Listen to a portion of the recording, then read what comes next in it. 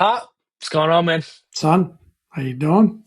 Doing good, doing good. Happy Easter. We are chilling here and getting down to a podcast. What better way to celebrate Easter Sunday than talking ball with the Pops, right? That's right. Happy Hard to Easter, beat. everybody. Hard to beat. We are getting into our draft segment today. We're about, 2 weeks out at this point from the draft? It's Yeah, getting close, and it was about time to start breaking down what we think's happening and where we think things are going, and the info is starting to kind of tighten up a little bit. Obviously, owners there was league meetings last week or the week before, and everybody talked and said a lots bunch of of stuff. interviews And and stuff. Yeah. yeah, everybody's trying to pick apart what Adam Peters said, what Dan Quinn said.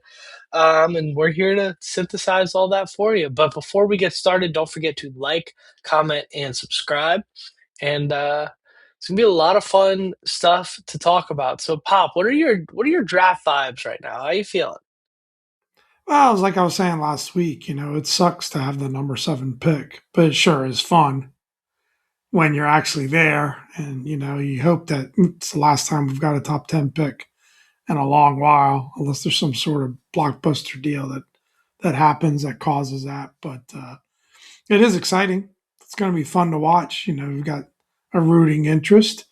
Um, Hopefully, we'll maybe do a react that night or something special for the people. But a lot of names being thrown around, so I can't wait to hear you break things down. Um, Drafts on the February, April 23rd. That's a classic pop brain moment there. April 23rd through the 25th in Pittsburgh. Next year is going to be in DC, so that's going to be fun. They are anticipating over 1 million people on the mall for the draft. And I tell you what, before I heard that number, I was like, we gotta go. We gotta go. We gotta go to the draft. How is the NFL draft? How often is the NFL draft in DC? And look, I love DC. I consider DC to be my home city. Even though I grew up in the burbs outside of there, but it was always my favorite going to growing up. We're obviously the most in touch with DC culture out of the major cities nearby. And you couldn't pay me with the infrastructure the way things are right now to go It's going to be deal pretty with a wild. million a million people in Wow, Washington D.C. could pay you. You could pay me. Mhm. That's actually a Let's highly let's, inaccurate statement. let's You be could pay me, clear. and you could Let's probably be pay me a clear. little less than you think, but you could pay me. I think the Um, movies you got to probably, which is probably have to book it now, but you'd have to post up somewhere down there. yeah, you So you could. could just walk around and sort of enjoy it. But yeah, we'll see. I don't know. Yeah, it was Maybe we'll get interesting. first. You mentioned the owners meeting. I mean, I would say I don't know that there's anything of great note. You can pick apart DQ, Adam Peters, and Josh Harris. Josh Harris teased the uniforms. We did that on last week's pod. So if you want to hear a uniform breakdown, we did that last week. I think we did a pretty good job of that. I think it's good to hear from those three though, just in general, and just the professional approach that you hear there. And I thought the one thing which maybe is a good lead in to what we're about to do here is Adam Peters saying he's really not sure who's going to be there at seven, genuinely. And if you look at the mock drafts beyond pick 3 or 4, it does seem to be all over the map in Yeah, terms of um, who's going to go where. So I can't wait to hear Dom's predictions on that. That's what's going to make it fun to watch. And obviously, it seems as if somebody, we've got an opportunity with this pick to get a quality, another starter, right, for this season. We've picked up a few starters in free agency, and now the opportunity is get one more quality ball player for that 2026 team. And Adam Peters did talk about that, how important it is to, get a player that can contribute right away when you're picking at seven. yeah. It's getting interesting, and the funny thing about it is like there's several.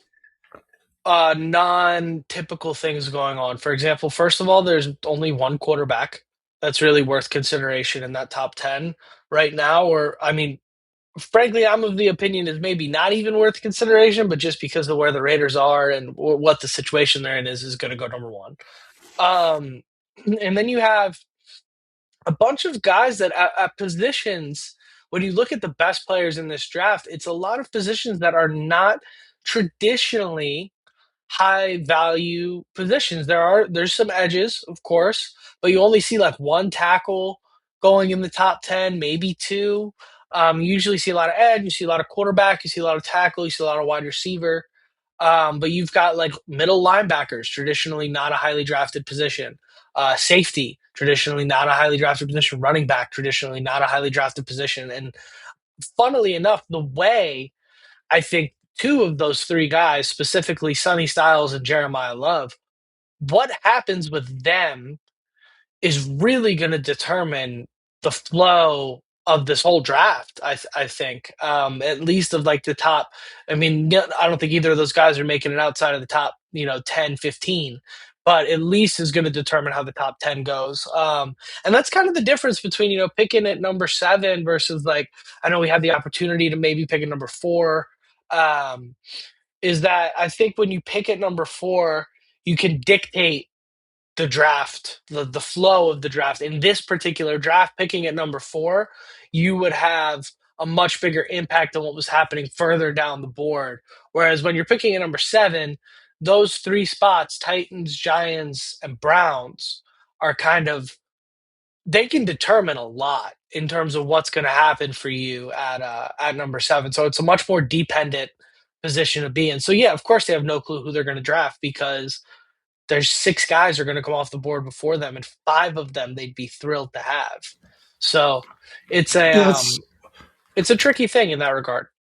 so interesting quarterback news, though, with the Raiders picking up Kirk Cousins, signing him to another $20 million deal. I guess it was much more than that over 5 years. It really was only the first 20 that were guaranteed. So you can see that even though the consensus is they're going to pick Mendoza, maybe they're setting that up for that. He doesn't start right away Yeah, with Kirk there. Although I don't, is Kirk Cousins even a starting caliber player at this point in his career anymore? I'm not so I sure. have I have I'm no not so idea. I sure. mean, He he did was not. playing He came on a well. little strong towards the end there, but Yeah, and when you tear an Achilles, I mean, a lot of guys, 24-year-olds that tear their Achilles are not the yeah, same player the takes next time. year, let alone the year after that. And Kirk was playing well before he tore that Achilles, and he's kind of like, I think his style of play lends itself to, as long as he can still rip it, he could probably still play. It was just But looking like maybe he had, started getting on the other side of that hill when it comes to yeah, his prime. But then there is a bit of buzz, which would be wild, about Ty Simpson. Darren Orlovsky said he thought Ty Simpson was the better of the two quarterbacks. And there's Ian Rappaport said he wouldn't be stunned if the Cardinals reach for a Ty Simpson at number 3. So you never know, right? Quarterbacks always make these late runs, and that would be great news for the Commanders, yeah, right? If you see O lineman and another second quarterback go early, it doesn't seem to be the consensus, but there is at least some news out there that that could happen. So, and that's a great position for us not to have to be in, to not to have to try and reach at a quarterback at 7. Imagine if we didn't have Jaden Daniels, right? And we were in a situation like the Cardinals where, your starter from last year is gone. Um, and you're just dealing with some vets there, do you start to kind of think, well, is this the guy we should reach for? But you never know. So that'll make things even more interesting if those kind of things start to happen. yeah. Um, And we'll do a pick by pick mock for draft sure. next week. We always do that kind of like the week before. We pick the first 7 leading up to where we go. Maybe we'll go a little bit longer. I don't know. We'll see. I think 7 is the highest we've We'll go picked. No, top I 10 guess probably. 2. Yeah, we'll do the top 10. I like that. But yeah, I mean, if Simpson goes to number 3, that really changes the board a lot. And I think that's one of the scenarios where Jeremiah Love might be available at number 7. But let's get into it. So at number 7, it's tricky because, like we said, what's happening above you is going to determine what's going on, and there's so many conflicting things right now.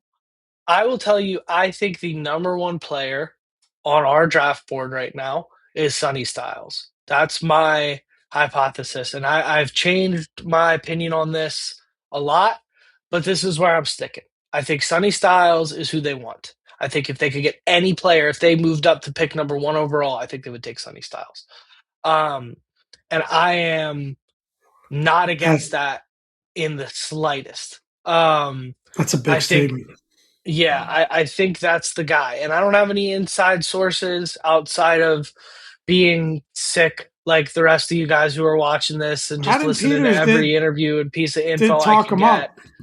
I think when you're looking at Sonny Styles, the consensus around the league is that this is a 10-year team captain starter caliber player on your defense.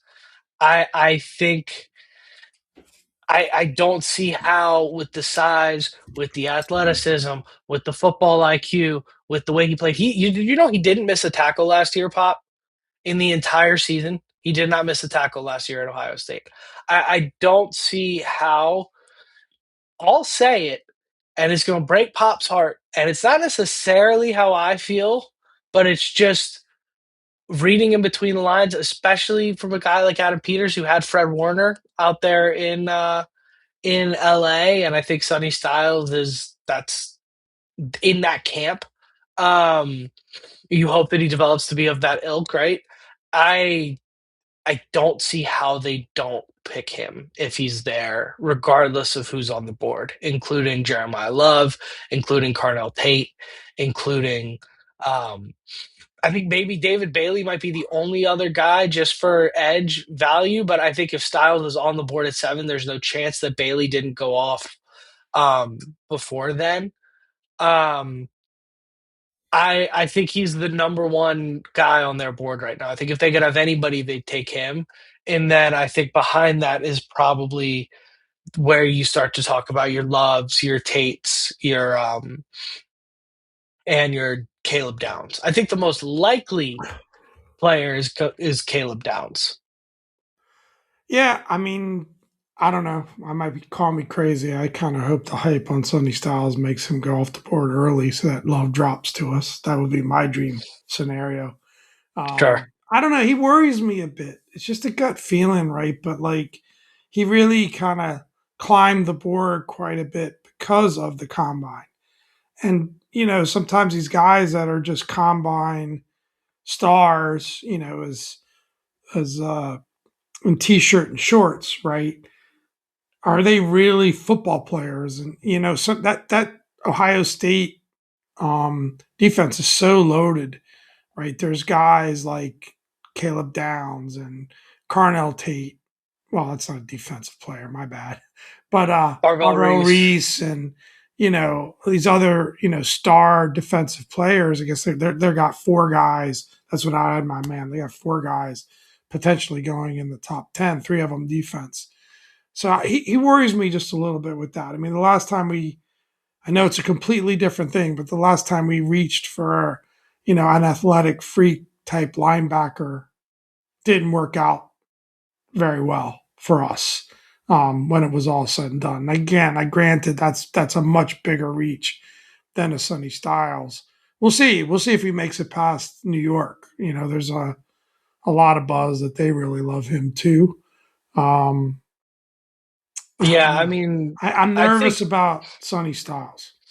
I got to talk you off that a little bit, I'm Pop. I nervous think about it. that I think I think Caleb's bounds is more of a sure thing. reaching for Jamin Davis at pick 20, who across the league was a consensus day 2 guy, versus It's a different thing. taking Styles at 7, where again across the league it's pretty much a consensus top 5 guy. is a very different thing. And I think the biggest difference about it is Styles has the tape to back it up.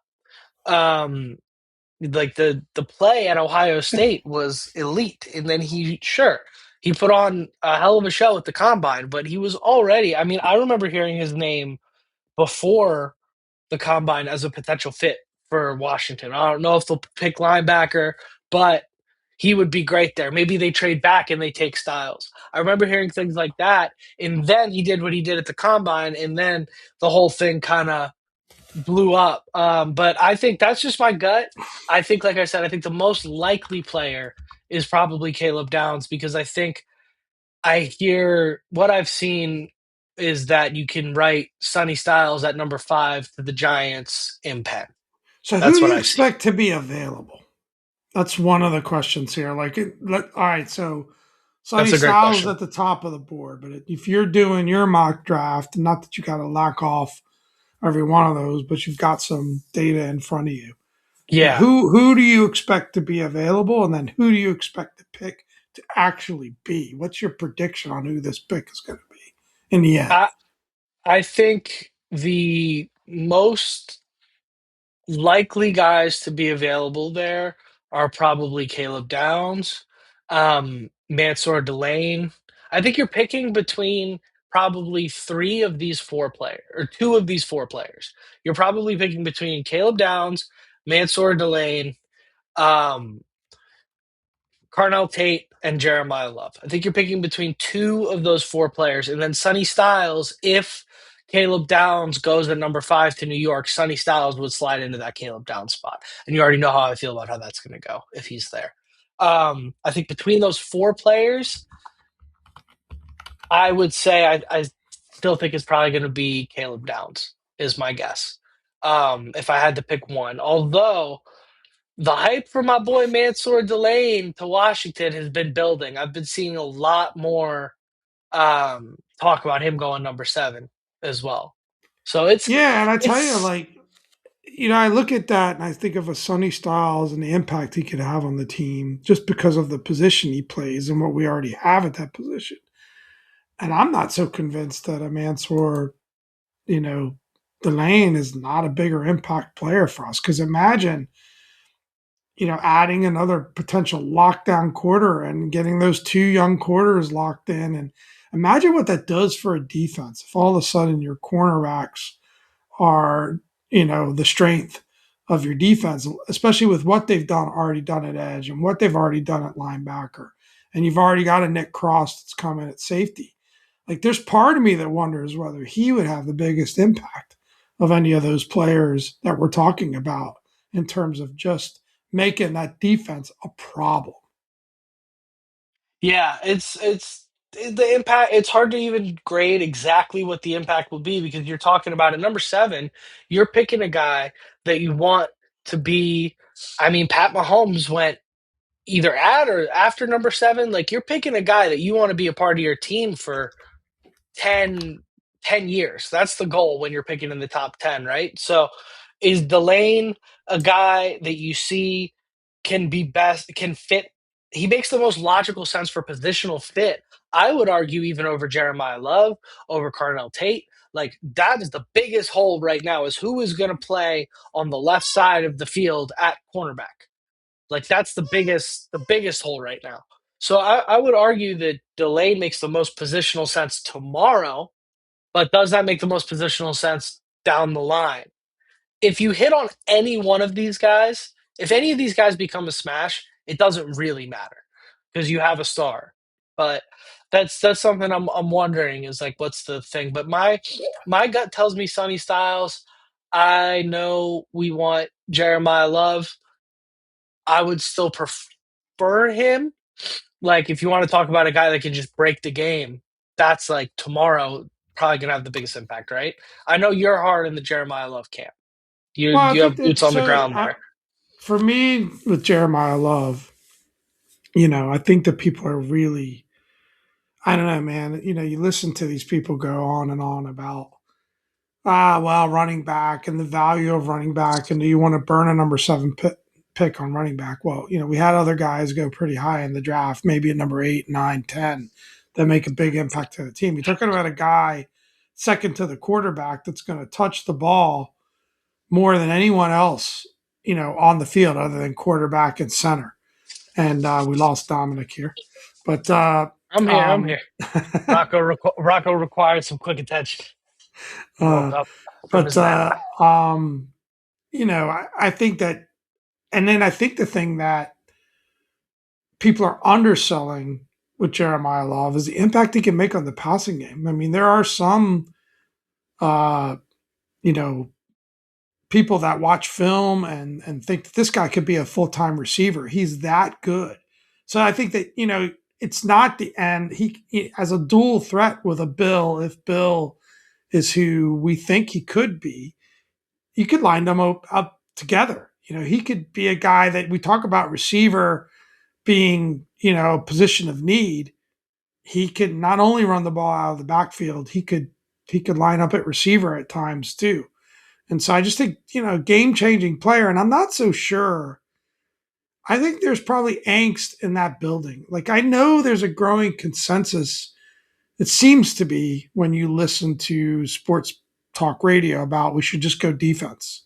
We should just go defense. But, Jaden Daniels' window as a young player in this league is closing quickly. Now, hopefully, he plays another 10, 15 years.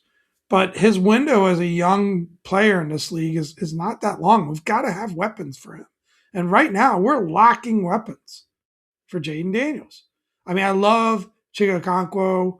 I obviously love Terry McLaurin. I think Terry McLaurin is elite, despite what a lot of people say about him being a good receiver. I think he's much more than that when you put the whole picture together. I still think he's at the peak of his game, even at 31, but it's not enough. There's got to be more. And I think a guy that, and, you know, I heard JP Finley and B Mitch talking about this, a guy that can just break a play at any given point in the game. There's not another guy in the draft that can make game changing plays like Jeremiah Love can. I'm not sure he's going to be there, like, when we pick, so it might be a mute point. If he's not, I could get talked into him on sort of Delane if we really believe that he's as good as advertised, right? That's the Over question.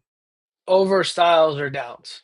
So if I you mean, I have think Styles. if I those think three guys are ultimately you're there. right. I think Styles would be the pick just because of he's the Jeremiah Love of the defense, right? In terms of Yeah. just that talent that pops off the page, and like you said, there's film, which is encouraging, playing at a top program like uh, Ohio State. But then what you can do with him, because you know that we want to run a defense that's that, again, you don't end up where you line up. And he's a guy that can probably do a lot of different things for you.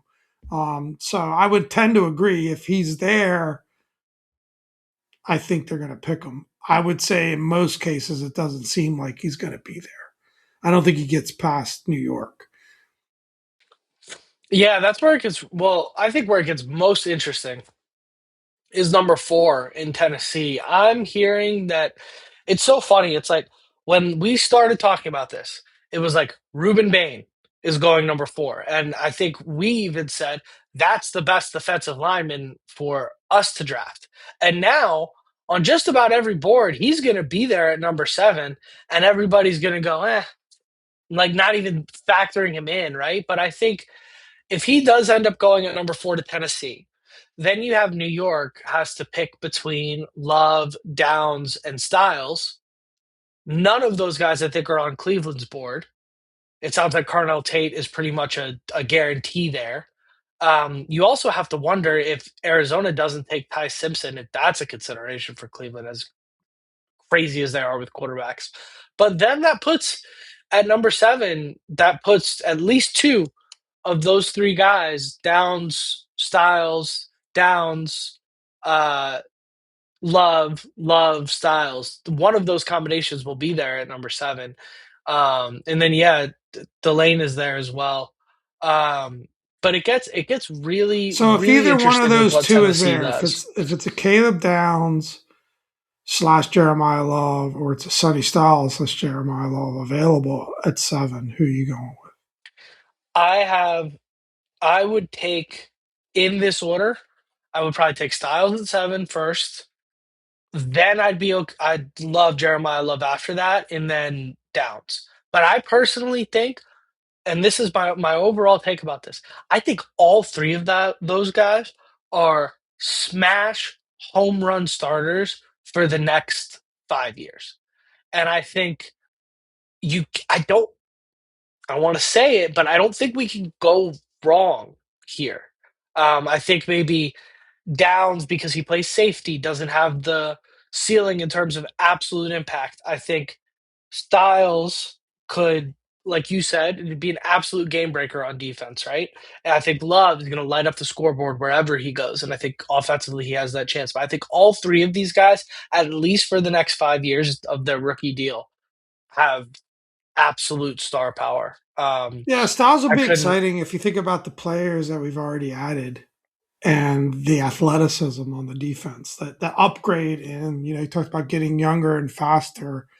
The athleticism that we've added on the defense would be incredible. If you got a guy like that, it's going to be fun to see.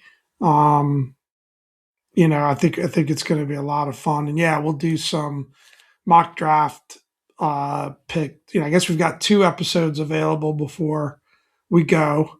There's a little vacation time in there that we're going to have to navigate, so we'll see how yeah. that works out. But yeah, it's going to be fun. So great job by Dominic there breaking it down for everybody.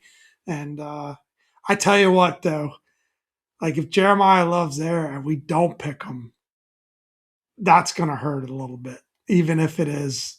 I can't imagine that Sonny Styles and Jeremiah Love are going to be there. That just seems unimaginable to me. Well, But I'll tell you weird what. things happen. Weird things happen on draft night.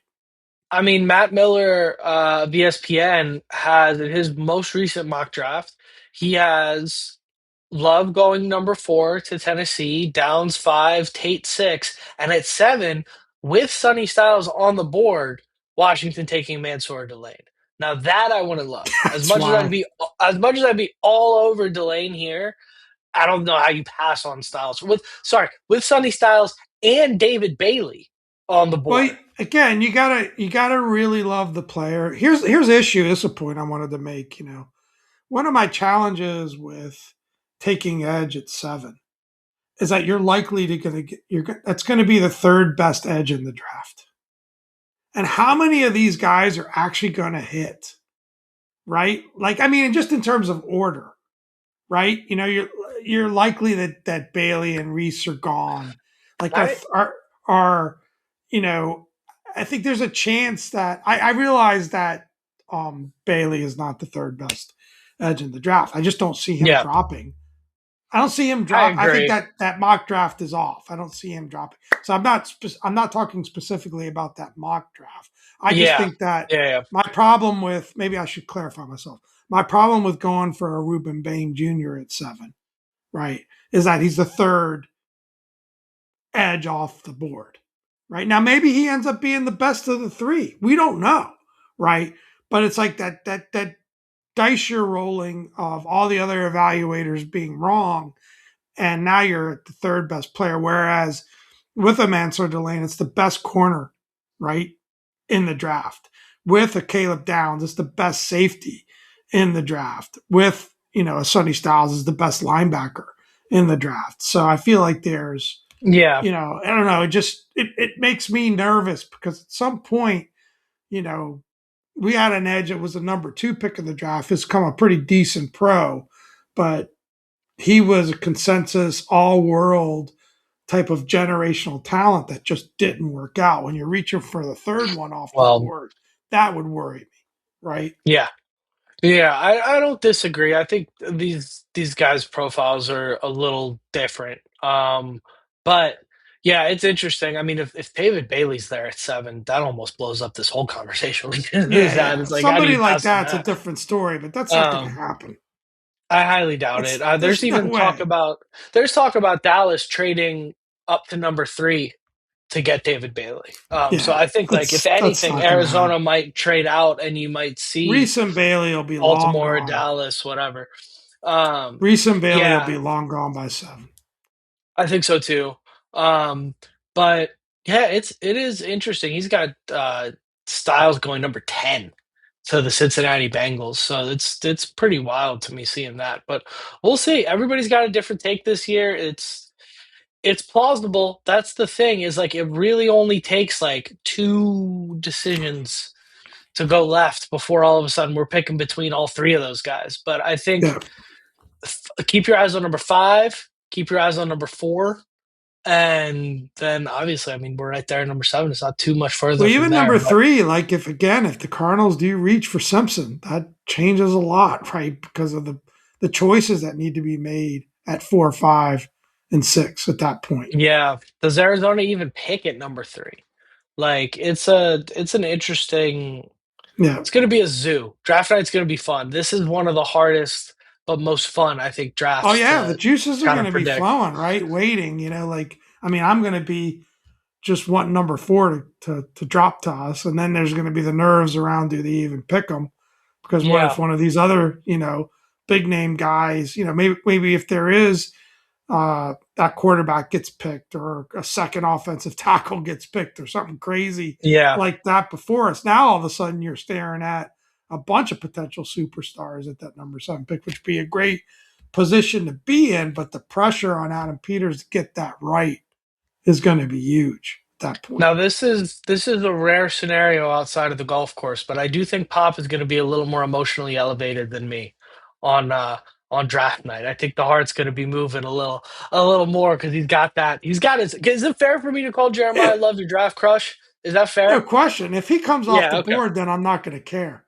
It's Yeah. going to gotta be all right. Whichever one of these other guys No. gets picked is fine.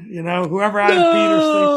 But No. that's the scenario. I mean, I was talking to your uncle Nick about it. He's a big Notre Dame fan. I'm kind of a Notre Dame fan, although definitely Terps first. And I just said, what about if he's there and we don't pick him? That would be tough. What did you say? But Your exact. You had some word, crestfallen, I think was your word. You'd be be crestfallen. crestfallen. That's a big word for me. Oh, yeah. It is. It is. The thing is, you said crestfallen. I think you also said you'd be downtrodden or something along those. Like you said, the two biggest words you've said all year have been in relation to Jeremiah Love not getting drafted at number 7 if he's available. Um, but speaking of dramas and zoos, right? What's going on in Philly, man? It's wild. It's great to see negative news about a rival like Philly. It's Yeah, amazing for a team that's had so much success, so much sustained success over the last 5 years. How much drama comes out of that place? And maybe it's just the fact that it is Philly and they do like to stir it up. You talk about a place where the media just loves to complain, loves to find reasons to you know find cracks and things. I mean, at least that's my impression from the outside looking in, where I feel like that happens to a degree with our media, but there's a lot of you know I'd say leaning positive with our media in terms of wanting to give the team and the front office benefit of the doubt, especially recently. Maybe we're still in the honeymoon phase of the Josh Harris regime, right? It was easy to be fairly negative before that. But yeah, I mean, you're hearing Jalen Hurts noise, and that's wild. yeah, and I'm not. I don't know it. I definitely see it. Like, I hear it. I Yeah, understand what's going on there. And I think these things don't happen when everything's okay. Like, that's, if we've learned anything, right, is that sometimes there are junk reports, sure, and those junk reports are usually like a select handful of Twitter accounts that we've all learned to not take super seriously, right? But Well, is this a Daniel Jeremiah article in ESPN? Yeah, If I remember correctly, correct. DJ don't play. He's not that somebody, and you can't just get to Daniel Jeremiah. And it was like Somebody, a big article, like it's lots like of a words. read like a hit piece. It was, I mean, in but so many ways, it read like a political hit piece. It was like, oh boy. So somebody, and by somebody, I mean, I'll tell you the Nick names: Sirianni. Nick Sirianni, Big Dom, Howie Roseman. Who this one? This Yeah, one is the one, in my opinion. But Sirianni, Big Dom, Howie Roseman, or what's his face, Patullo, who's Sirianni's best friend, who just got canned as a result of yeah. Hurts. One of those four went Patulo's to agent, Daniel maybe.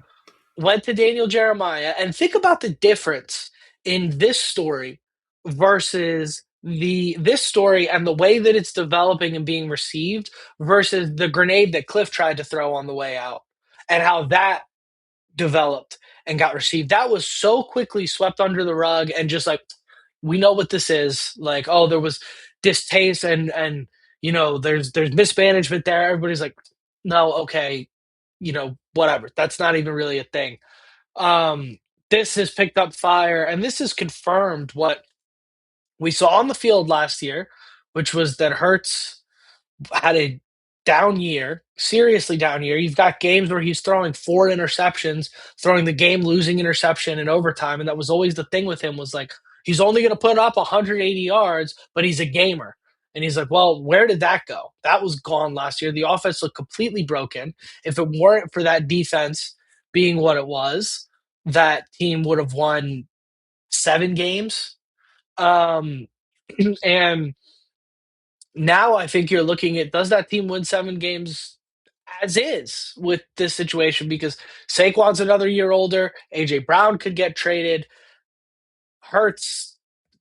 This level of dissent is, this is people saying this is somebody whose job is dependent on Jalen Hurts' performance, which again, I just listed all of those people. This is somebody saying, hey, duck and cover, and it's not my fault. That's what this is. Well, look at how their offensive coordinator coaching search went. Right, they've had 3 coordinators in 3 years. Obviously, Kellen Moore went on to be a head coach, which was good. And they have lost coaches. He's been through his 6 coordinators, but a lot of that has been guys getting promoted, which is, I guess, would be the counter argument to what we're saying here. But Sean Mannion in many ways is similar to David Blau, except for the fact David Blau was in the building, was identified as a superstar, and was identified as a future OC for this team, right? Yeah. This guy was their third or fourth or fifth choice. They Nobody couldn't get wanted that they job. couldn't get anybody to Yeah. get the job. Now, maybe again, another 33-year-old former QB, was a QB coach for the Packers. So similar in profile to a David Plow, but a very different route to get there, and apparently similar to what we're seeing with David Blau in Washington. He wants to shake things up there. He wants more under center. He wants a lot of those things to happen.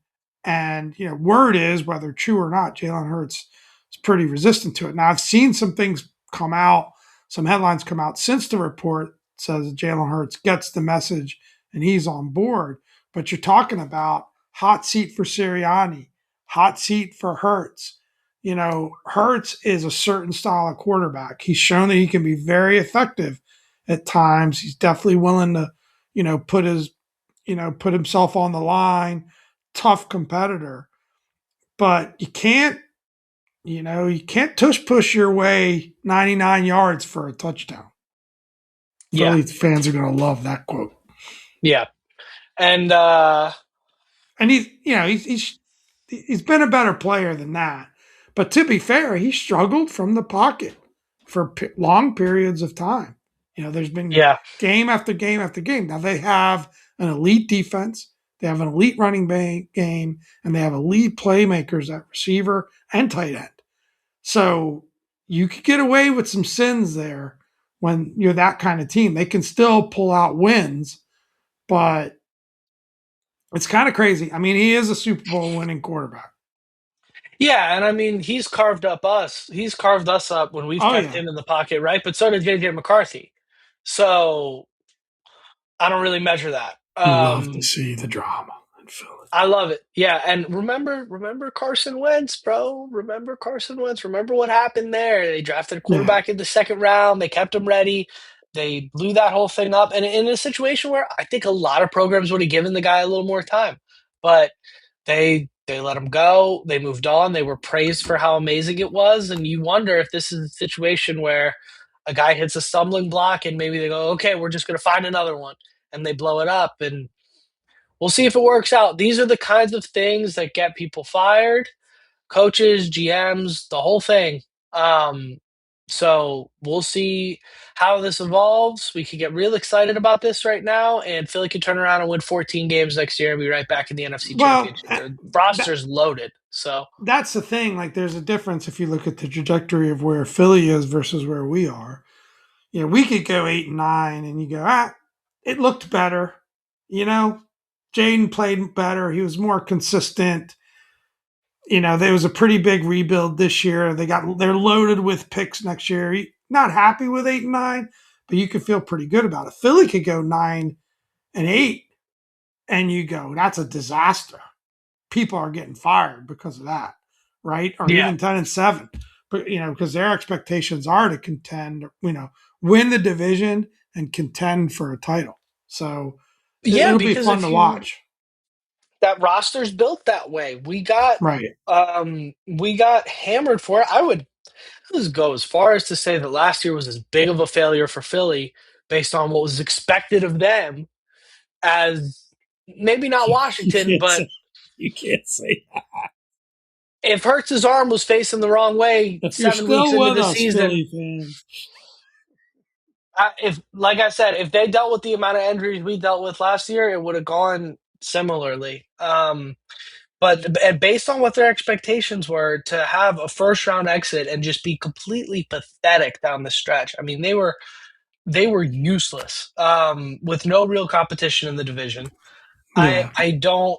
Yeah, I that was a big. All everybody said after the Super Bowl was that this was the first one, and good luck. Good luck. I wouldn't be shocked if they missed the playoffs. I'll tell you, at this moment in time, right now, I'm more scared of Dallas. Let's wrap this thing up. let's wrap it up. Without further ado, Mic I've drop been on that Dom. one. It's my This is hot take for Pop. the pod. Thank you all for watching and hail to the Commanders. We will see Hell. y'all next week with your mock draft.